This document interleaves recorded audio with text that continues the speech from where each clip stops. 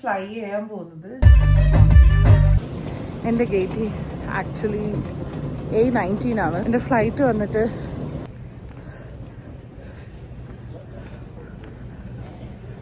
Vanilla ice cap വാങ്ങിച്ചു. Boarding കഴിഞ്ഞു. 3 മണിക്കൂറുടെ ലേ over. അങ്ങനെ അടുത്ത ഫ്ലൈറ്റിൻ്റെ അങ്ങനെ എൻ്റെ ലാസ്റ്റ് ഫ്ലൈറ്റിലേക്കാണ് ഞാൻ പോകുന്നത്. ഞാൻ എൻ്റെ ഫൈനൽ ഡെസ്റ്റിനേഷനിലെത്തി. എനിക്ക് വീഡിയോ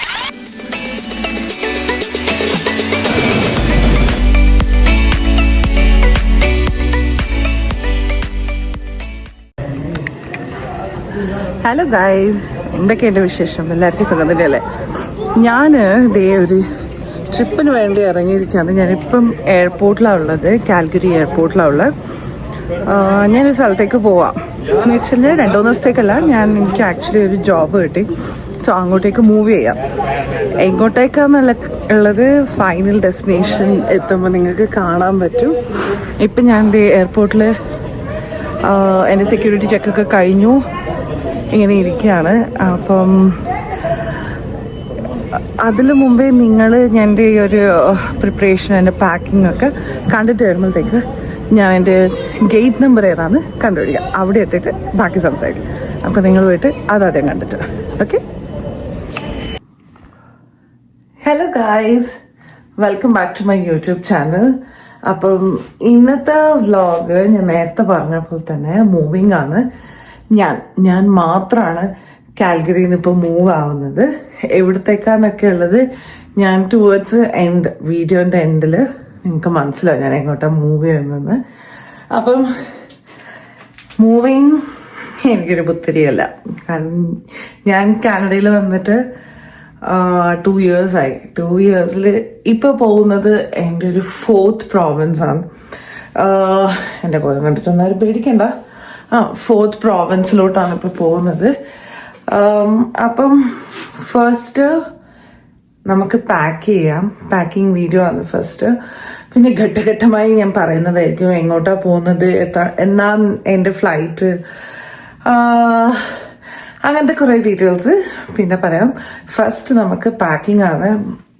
ഇന്ന് ആക്ച്വലി ഇവിടെ March 1st 8:29 PM ആയി. എനിക്ക് ഇന്ന് രാത്രി തന്നെ പാക്കിങ് ചെയ്ത് തീർക്കണം. കാരണം എനിക്ക് നാളെ ലഗേജ് ഷിപ്പ് ചെയ്യണം. ഓക്കെ, ഞാനത് ഫ്ലൈ ചെയ്യുമ്പോൾ കൊണ്ടുവന്നില്ല. ഞാൻ ലഗേജ് ഷിപ്പ് ചെയ്യാമെന്ന് വിചാരിച്ചു. അതെന്താ റീസൺ ഒക്കെ എന്നുള്ളത് ഞാൻ പിന്നെ പറയാം. ഓക്കെ, അപ്പം നമുക്ക് ഫസ്റ്റ് പാക്ക് ചെയ്യാം. ഇതാണ് ഞാൻ ലഗേജ് കൊണ്ടുവന്നത്. ഇവിടുത്തെ ബിഹൈൻഡ് സീൻ കണ്ടിട്ട് ആരും ഒന്നും പേടിക്കണ്ട. ഇതിൻ്റെ പാക്കിങ്ങിന് വേണ്ടിയിട്ട് ഞാൻ ചെയ്ത് വെച്ചതാണ്. ഇതൊക്കെ ഞാൻ ഫുള്ളൊന്ന് വാഷൊക്കെ ചെയ്തിട്ട് കൊണ്ടുപോയിട്ടതാണ് ഓരോരോ സെറ്റായിട്ട്. കാരണം ഡ്രസ്സൊക്കെ തപ്പാൻ വേണ്ടിയിട്ട്. ഇതിലെനിക്ക് ഓൾമോസ്റ്റ് ഒരു 30 kilos വരെ പോകും. ബട്ട് ഞാനിപ്പോൾ കൊണ്ടുവന്നത് 20 kilos മാത്രമേ ഉള്ളൂ. എൻ്റെ ക്ലോത്ത്സ് ഒക്കെ കൊണ്ടുപോയിട്ട് ബാക്കി കിച്ചൺ സംഭവങ്ങളൊക്കെ വിഷ്ണുവിക്ക് കൊറിയർ ചെയ്ത്. നമുക്ക് പാക്കിങ് സ്റ്റാർട്ട് ചെയ്യാം. ലൈറ്റ് കുറച്ചൊരു കുറവാണ്, കാരണം ഇവിടുത്തെ ഒരു ബൾബ് ഫ്യൂസ് അടിച്ചു. ഓക്കെ, എനിവേസ്, അപ്പം ഞാൻ ഇന്ന് ഇപ്പം ചെയ്യാൻ പോകുന്നത് നമുക്ക് എന്തൊക്കെയാണ് ക്ലോത്ത്സ് കൊണ്ടുപോകേണ്ടതെന്നുള്ളത് ഫസ്റ്റ് ഞാൻ മടക്കി വെക്കട്ടെ. കാരണം വാഷിംഗ് മെഷീനിൽ ഡയറക്റ്റ്ലി എടുത്ത് കൊണ്ടുപോയിട്ടാണ്. അപ്പം ഫസ്റ്റ് മടക്കി വെച്ചിട്ട് അപ്പം നമുക്ക് ഡയറക്റ്റ്ലി എടുത്തിട്ട് എന്താ പറയുക, ട്രോളിയിൽ വെച്ചാൽ മതിയല്ലോ. ഓക്കെ, അപ്പം അതാണ് സംഭവം. അപ്പം നമുക്കത് ആദ്യം ചെയ്യാം. ഞാൻ ഫോൾഡ് ചെയ്തുകൊണ്ടിരിക്കുമ്പോൾ തന്നെ ഞാൻ പറയാം എന്തുകൊണ്ടാണ് ഞാൻ എൻ്റെ ലഗേജ് കൊറിയർ ചെയ്യുന്നതെന്നും കൂടി ഞാൻ പറഞ്ഞുതരാം. ഓക്കെ, ഞാൻ ആക്ച്വലി ഫ്ലൈ ചെയ്യാൻ പോകുന്നത് 6th ഏർലി മോർണിംഗ് ഫ്ലൈറ്റാണ്. ഏർലി മോർണിംഗ് എന്ന് പറയുമ്പോൾ ഒരു 1 AM എന്നൊക്കെയാണ് എൻ്റെ ഫ്ലൈറ്റ് ഉള്ളത്. അപ്പം ഞാൻ പോകുന്നത് എന്ന് വെച്ച് കഴിഞ്ഞാൽ ഫ്ലെയർ എയർലൈൻസ്, അതായത് 2 കാരിയേഴ്സ് ഉണ്ട്. ഫ്ലെയർ എയർലൈൻസും പിന്നെ പാസ്കൻ എയർലൈൻസും ആണ്. 2 എയർലൈൻസിലാണ് ഞാൻ ട്രാവൽ ചെയ്യുന്നത്. അപ്പം Flair is Canada's very cheapest flight എന്നോ അല്ലെങ്കിൽ വെരി അഫോർഡബിൾ ഫ്ലൈറ്റ് എന്നൊക്കെ വേണമെങ്കിൽ നമുക്ക് പറയാം. ഓക്കെ, അപ്പം ആ ഒരു എയർലൈൻസ് ആണ് ഞാൻ ബുക്ക് ചെയ്തിരിക്കുന്നത്. ബട്ട് ടിക്കറ്റ് മാത്രമേ ചീപ്പുള്ളൂ. അവരുടെ ഒരു ബിസിനസ് ടാക്ടിക്സ് എന്ന് വെച്ച് കഴിഞ്ഞാല് എല്ലാം എക്സ്ട്രാസ് ആണ്. സീറ്റിന് നമുക്കൊരു ബാഗ് ലഗേജ് ഒക്കെ കൊണ്ടുപോകുമ്പോൾ 1 പൈസയാണ്. അതായത് ഒരു ബാഗൊക്കെ ആഡ് ചെയ്യണമെങ്കിൽ എത്ര ഓൾമോസ്റ്റ് 23 kgs ഒക്കെ ആണെങ്കിൽ അവർ ചാർജ് ചെയ്യുന്നത് $84 to $112 ആണ്. അതും പെർ ഫ്ലൈറ്റ്. എനിക്ക് എത്ര ഫ്ലൈറ്റ്സ് ഉണ്ടോ അത്രയും ഞാൻ $84 അടക്കേണ്ടി വരും. ഞാൻ എത്ര അത് ഫ്ലെയർഡ് പിന്നെ പാസ്കിൻ്റെയും വേറെ ഉണ്ട്. ഇൻ കേസ് 10 kgs ആണെങ്കിൽ എത്രയായിരുന്നു, $64 പെർ ഫ്ലൈറ്റ്. സോ ഇത്രയും എക്സ്പെൻസീവ് ആയിട്ട് വരുമ്പോൾ ഫ്ലൈറ്റ് ലഗേജിന് മാത്രം ഞാൻ ഓൾമോസ്റ്റ് ഒരു $250 to $300 കണ്ടുവരും, ടിക്കറ്റ് കൂടാതെ. So better I thought I courier ചെയ്ത ഗുണം എന്താണെന്ന് വെച്ചാൽ ഞാൻ 5 days കൊറിയർ ആണ് എടുക്കാൻ പോകുന്നത്. അപ്പോഴേക്കും ഞാൻ അവിടെ എത്തുമ്പോഴേക്കും എൻ്റെ ലഗേജും അന്ന് തന്നെ എത്തും. So it should be around like $150 to $660 if I'm not wrong. ഞാൻ ഇന്ന് പോയി ചെക്ക് ചെയ്തായിരുന്നു. ഞാൻ ലഗേജ് കൊണ്ടുപോയി. ആക്ച്വലി അവിടെ പോയിട്ട് ഞാൻ ചെക്ക് ചെയ്തു ഇത് എത്ര സൈസ്, എത്രയാവും ചാർജസ്, നിങ്ങൾ കൊറിയർ ചെയ്യോ, എന്താ ഇതിൻ്റെ എന്തൊക്കെയാണ് ചെയ്യേണ്ടതെന്നൊക്കെ ഒരു ബ്രീഫ് ഐഡിയ എടുത്തിട്ടുണ്ട്. അപ്പം അത് ചെയ്യാന്ന് വിചാരിച്ചു, കൊറിയർ ചെയ്യാൻ. ഞാൻ ജസ്റ്റ് 1 pair of clothes മാത്രം എൻ്റെ സൈഡ് ബാഗിൽ ഞാൻ എടുക്കും. ജസ്റ്റ് സൈഡ് ബാഗ് എന്ന് പറയുമ്പോൾ just 1 pair of clothes in case ഞാൻ അവിടെ എത്തുന്ന ദിവസം എനിക്ക് എൻ്റെ തുണികളൊന്നും കിട്ടിയില്ലെങ്കിൽ പെട്ടുപോകും. സോ അതുകൊണ്ട് ഞാൻ ജസ്റ്റ് 1 pair of clothes ഇപ്പം എൻ്റെ നോർമൽ ബാഗിൽ ഇട്ടിട്ട് പോവാന്ന് ഞാൻ വിചാരിക്കുകയാണ്. ബാക്കിയൊക്കെ ലഗേജിലോട്ട് കുത്തിക്കയറ്റാം ഞാൻ വിചാരിക്കുന്നു. കിച്ചൺ സംഭവങ്ങളൊന്നുമില്ല തൽക്കാലം. എനിക്ക് കിച്ചന്റെ സാധനങ്ങളൊന്നും വേണ്ടി വരില്ല എന്ന് തോന്നുന്നു. മേ ബി ബൈ ഏപ്രിലിൽ എനിക്ക് ആവശ്യം വരും. അതെന്തുകൊണ്ടാന്നൊക്കെ ഉള്ളത് നിങ്ങൾക്ക് ഈ വീഡിയോന്റെ ലാസ്റ്റ് ആവുമ്പോൾ മനസ്സിലാവും എന്താ എനിക്ക് കിച്ചൺ സംഭവങ്ങളൊന്നും വേണ്ടെന്ന് പറയാൻ കാരണം. സോ അതിനു വേണ്ടി സ്റ്റേ ട്യൂൺ.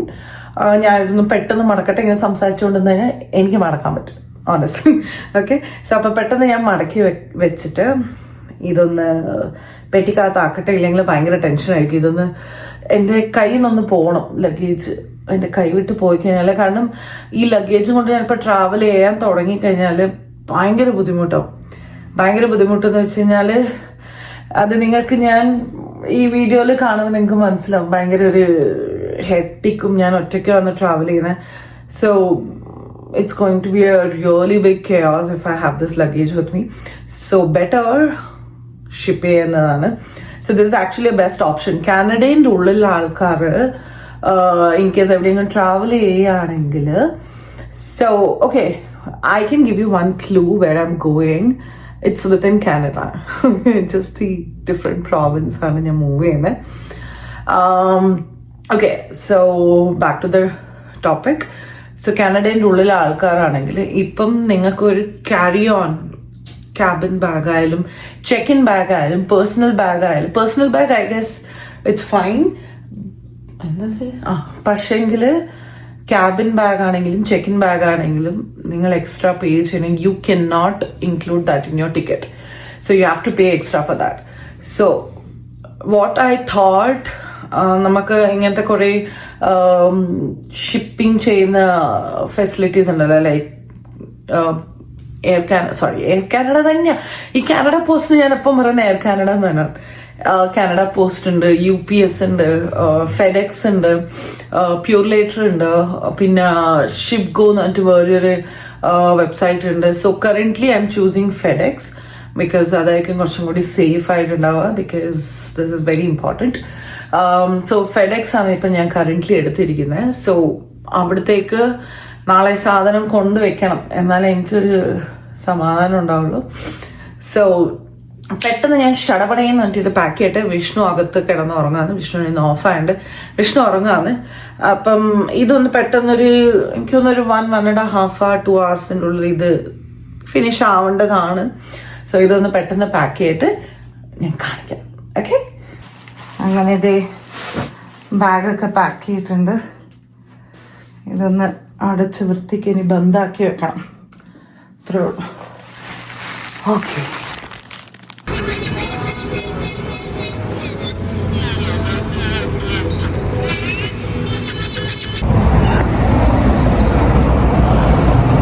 ഇറങ്ങാൻ നോക്കുമ്പോൾ മനസ്സിലായത് നഖം പൊട്ടി.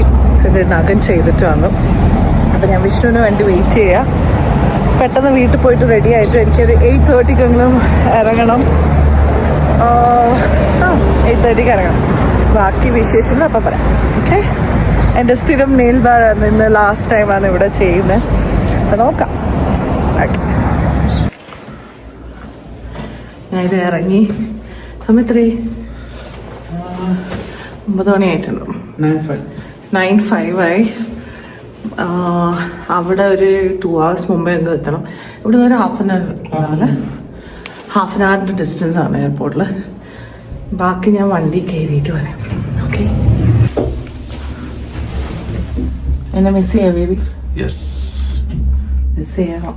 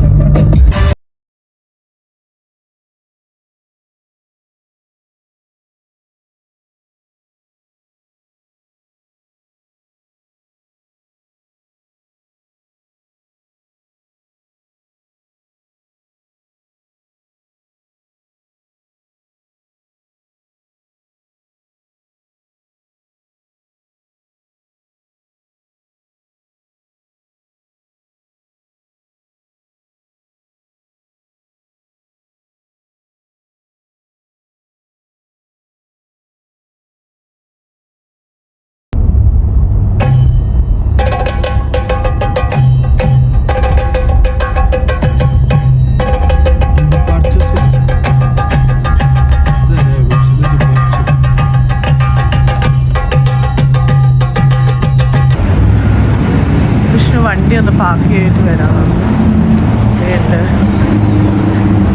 എവിടെയാണ് ഡിപ്പാർച്ചർ എന്ന് തോന്നുന്നു. ഐഡിയ ഒന്നുമില്ല.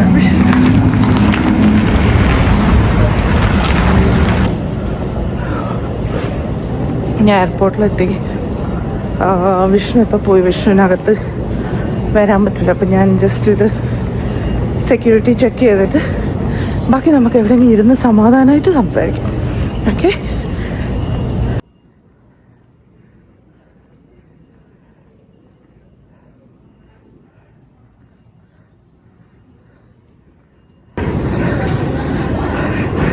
ഇപ്പം സെക്യൂരിറ്റി ചെക്കാണ് ഇവിടെ. അങ്ങോട്ടേക്ക് പോയിക്കൊണ്ടിരിക്കും.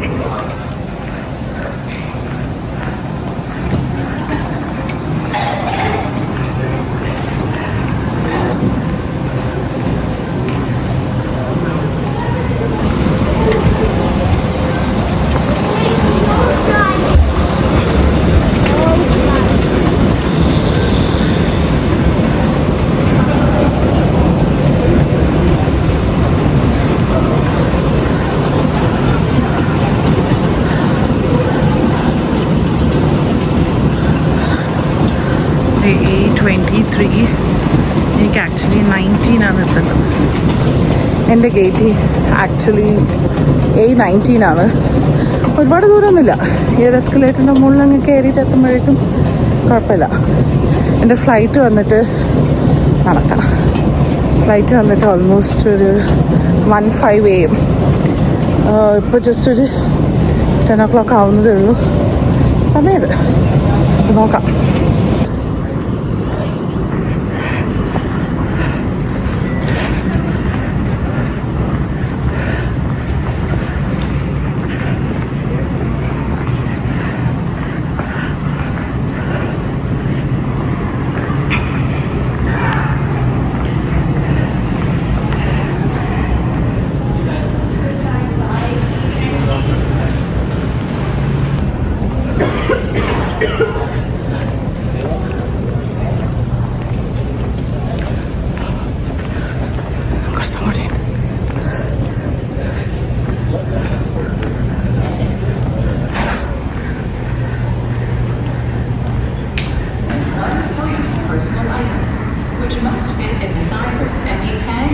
അതെ എത്തിയിട്ടുണ്ട്. നേരെ കാണുന്നത് A90. Crossbody bags and laptop bags are all considered personal items when carried separately.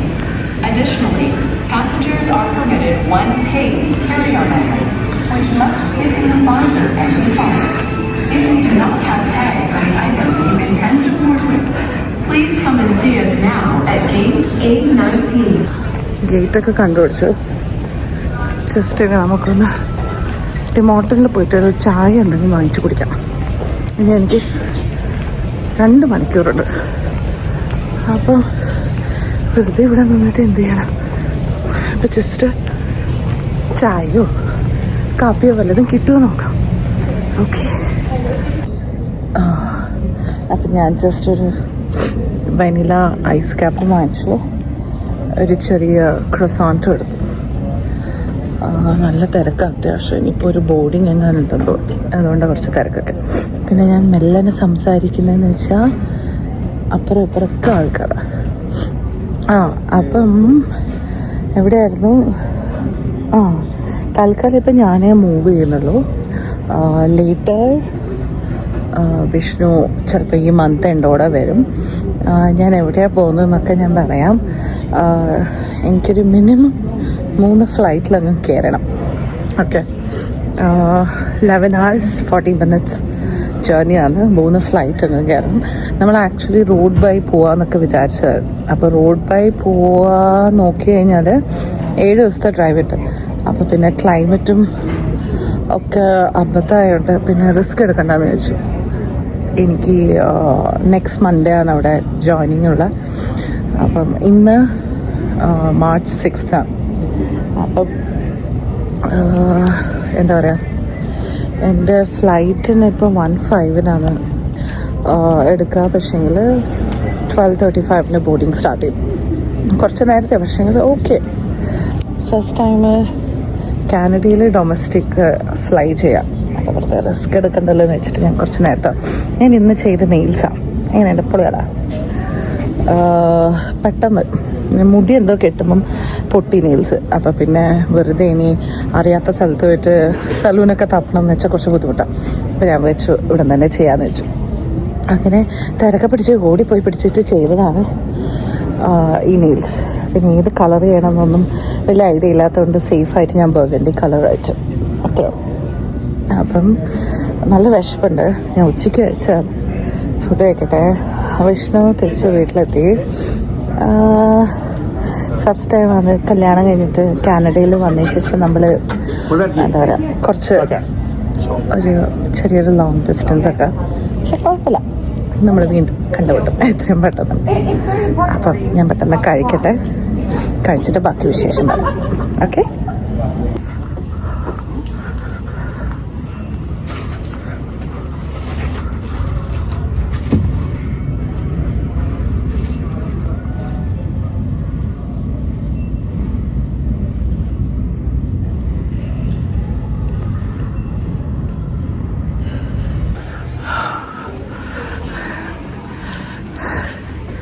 എൻ്റെ ബാഗ്സ്, എൻ്റെ ജാക്കറ്റ്, പിന്നെ ഞാനും.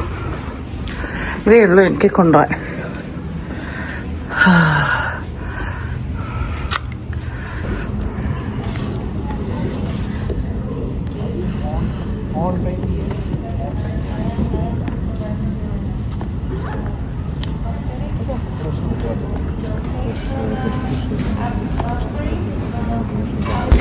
ബോർഡിങ് കഴിഞ്ഞു. ഫസ്റ്റ് ഫ്ലൈറ്റിൻ്റെ ബോർഡിങ് കഴിഞ്ഞു. നമുക്കപ്പം ഫസ്റ്റ് ഫ്ലൈറ്റ് കയറാം. ഓക്കെ. Flight number 1.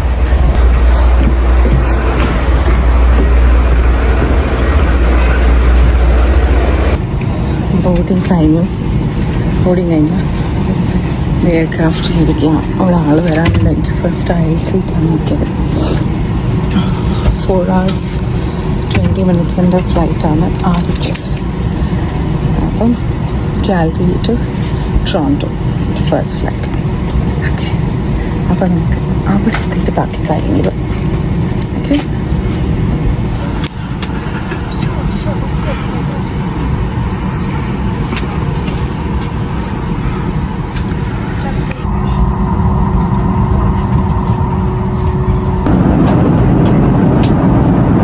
അങ്ങനെ ടൊറാൻറ്റോയിൽ ലാൻഡ് ആയിട്ടുണ്ട്. അപ്പം എൻ്റെ ഏറ്റവും ലാസ്റ്റ് സീറ്റായിരുന്നു. അപ്പം മുമ്പിലത്തെ ആൾക്കാരൊക്കെ ഇറങ്ങാൻ വേണ്ടി ഞാനിങ്ങനെ വെയിറ്റ് ചെയ്തിരിക്കുക. കംപ്ലീറ്റ് ടയേർഡായി, ഒന്ന് ഉറങ്ങാൻ പോലും പറ്റിയിട്ടുണ്ടായില്ല.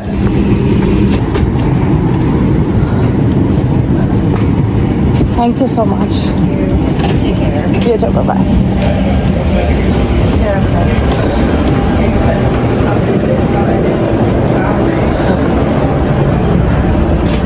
ഫസ്റ്റ് ഫ്ലൈറ്റ് ബോർഡ് ചെയ്ത് കഴിഞ്ഞു. അല്ല, ലാൻഡ് ചെയ്ത് കഴിഞ്ഞു. ഇനി അടുത്ത ഫ്ലൈറ്റ് ഇവിടെ അടുത്ത് ഗേറ്റ് നമ്പർ B23 ആണെന്ന് നോക്കട്ടെ. ഓക്കെ,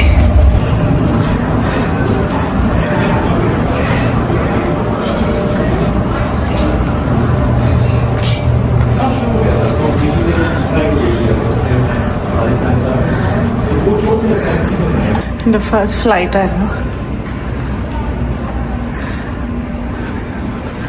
സെക്കൻഡ് ഇവിടെ തന്നെ 23. അങ്ങോട്ട് എഴുതട്ടെ.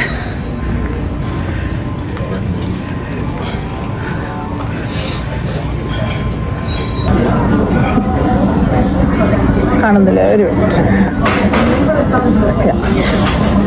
അങ്ങനെ ഞാൻ ഫസ്റ്റ് ഫ്ലൈറ്റ് സക്സസ്ഫുള്ളി റീച്ചായി. ടൊറോണ്ടോയിലായപ്പോൾ ഉള്ളത്. ഇനി എനിക്കിവിടെ 3 മണിക്കൂറിൻ്റെ ലേ ഓവർ.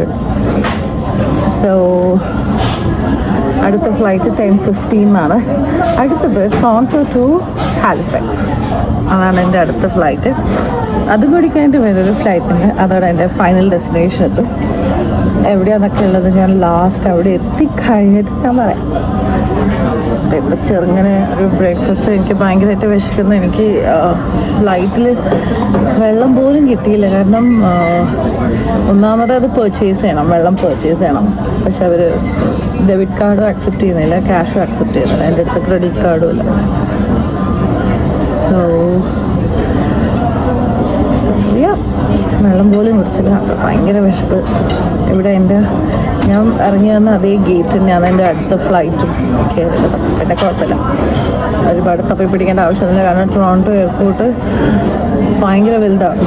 എനിക്കൊരു പേടി സ്വപ്നമാണ് ടൊറോണ്ടോ. ഞാൻ കാനഡയിലോട്ട് വന്നതും ടൊറോണ്ടോ എയർപോർട്ടിലായിരുന്നു. പക്ഷെ ഇത് കുറച്ച് കഷ്ടപ്പെട്ടു. അതായാലും കുഴപ്പമില്ല. അപ്പോൾ ഇനി ഓരോരുത്തരെയായിട്ട് ഞാൻ വിളിക്കട്ടെ. എന്നിട്ട് നമുക്ക് കഴിക്കാൻ തുടങ്ങുന്ന സാധനങ്ങളൊക്കെ വന്നു കഴിഞ്ഞിട്ട് ഞാൻ കാണിച്ചു തരാം എന്തൊക്കെയാണ് എടുത്തത്. ഓക്കെ,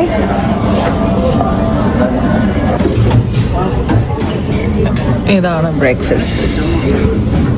അപ്പം ഞാനിതൊന്ന് പെട്ടെന്ന് കഴിക്കട്ടെ കേട്ടോ.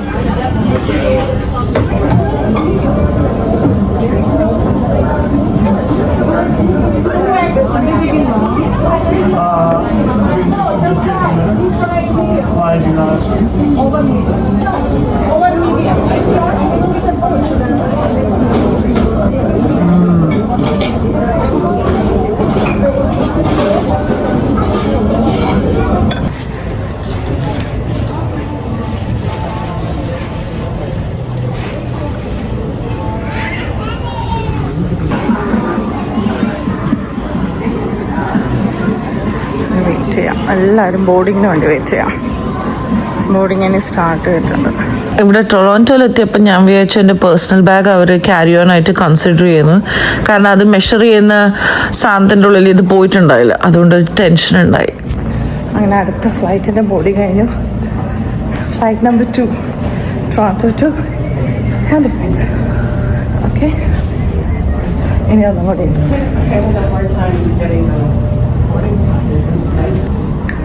ഇതേത് കാണുന്ന ആണ് എൻ്റെ ഫ്ലൈറ്റ്.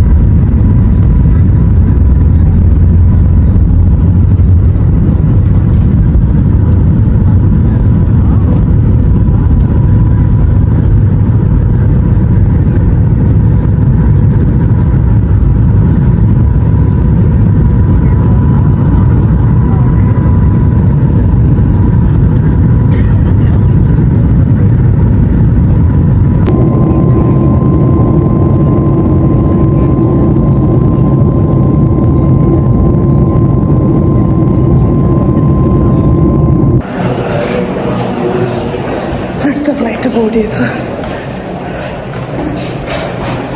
ടോറോണ്ടോ ടു ഹാലിഫാക്സ് ഉള്ള ഫ്ലൈറ്റ് ആക്ച്വലി 1 hour ഡിലേ ആയിരുന്നു. അപ്പം എനിക്കിവിടെ ഹാലിഫാക്സിൽ എത്തിയിട്ട് ഒരു 1.5 hour ലേ ഓവർ ഉണ്ടായി. അപ്പം ആ 1 hour അങ്ങ് പോയി കിട്ടി. പിന്നെ ഞാൻ ഓട്ടമായിരുന്നു. പിന്നെ എയർപോർട്ട് വളരെ ചെറുതായിരുന്നു.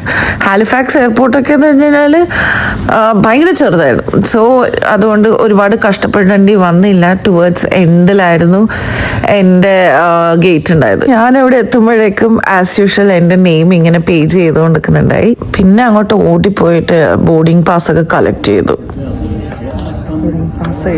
ഈ ഒരു ടൈമൊക്കെ ആയപ്പോണ്ടല്ലോ ഞാൻ ഭയങ്കര ടയേർഡ് ആയിട്ടുണ്ടായി. കാരണം എനിക്ക് ഒട്ടും ഉറങ്ങാൻ പറ്റിയിട്ടുണ്ടായില്ല.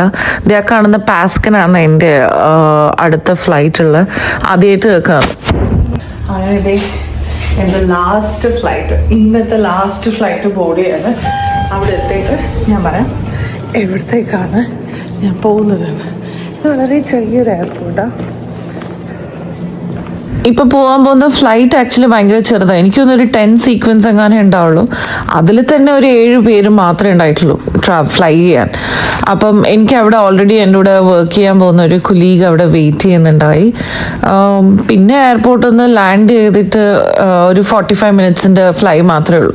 അവിടെ ലാൻഡ് ചെയ്തിട്ട് ഒരു 1 hour സംതിങ് എനിക്ക് പിന്നെയും കാറിൽ ഇരിക്കേണ്ടി വന്നു. ഇതൊക്കെ കാണുന്നതാണ് എൻ്റെ flight.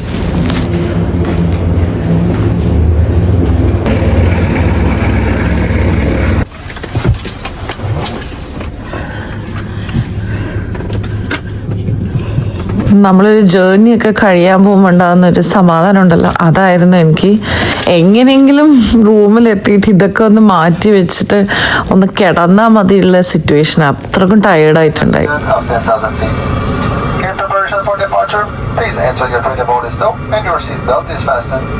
Baggage including larger electronic devices must be stored for taxi, takeoff, landing and any in-flight. എനിക്ക് ഈ ലാസ്റ്റ് ഫ്ലൈറ്റിൽ കയറിയപ്പോൾ ഉണ്ടല്ലോ നമ്മുടെ CID മൂസയിലെ മറ്റേ സലീം കുമാർ ഓടിക്കുന്ന ഫ്ലൈറ്റ് മാതിരിയാണ്. പിന്നെ അങ്ങോട്ട് താഴോട്ട് നോക്കിയപ്പോൾ ഫുൾ സീ.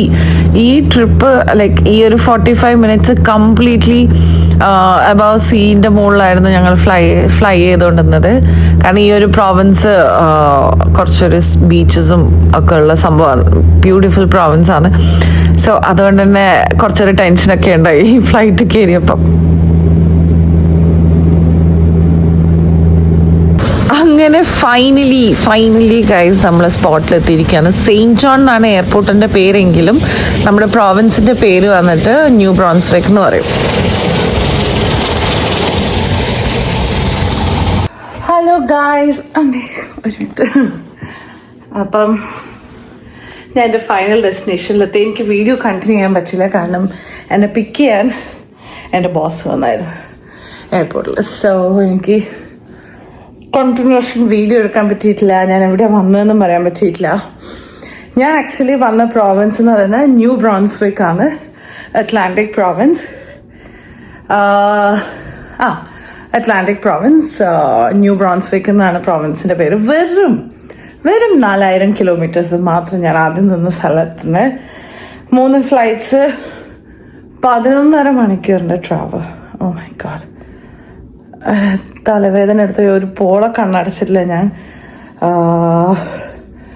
അതുകൊണ്ട് തന്നെ ഞാൻ പെട്ടെന്ന് കിടന്നുറങ്ങാൻ പോകും. ഓക്കെ, ഞാനിപ്പോൾ ആക്ച്വലി കറൻ്റ്ലി ഉള്ളത് എൻ്റെ ഹോട്ടലിലെ തന്നെ ഒരു റൂമിലാണ്. സോ ഞാൻ ജസ്റ്റ് കാണിച്ചു തരാം. അപ്പോൾ ഇവിടെ ഞാൻ കുറച്ച് ദിവസം ഉണ്ടാവും.